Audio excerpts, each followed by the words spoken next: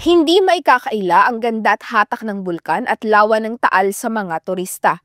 Para mas malapitang makita ang Taal, dumayo pa sa Batangas sina Joanna mula sa General Trias, Cavite. Kasi po maganda yung view. Pero meron ding dahil sa nakaiintrigang balita tungkol sa mga sabungerong inilibing umano sa Taal Lake, kaya sinadya ang lawa.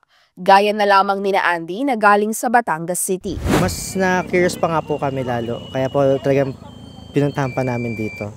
Sentro nga ng balita ngayon ang Taal Lake. Ito'y kasunod ng paglutang ng isang whistleblower na nagbunyag na sa lawa ng Taal dinala ang katawan ng 34 na nawawalang sabungero taong 2021. Sabi ng pamahalaang panlalawigan ng Batangas, tutulong sila sa investigasyon.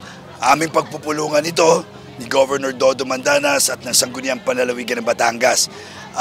Tayo ay makikipag-ugnayan sa otoridad, sa DOJ, sa pulisya at aalamin natin yung kabuuan ng investigasyon na ito.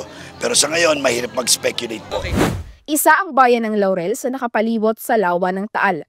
Tiniyak ng LGU na walang dapat ikapangamba ang publiko. Hindi po natin dapat ikabahala yung mga kung ano yung mga news na nanon dahil dito po naman sa aming bayan ay napaka-safe.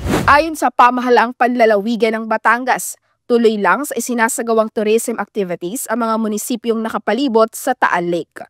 Berna Malaluan, CNA Digital Media and Public Affairs.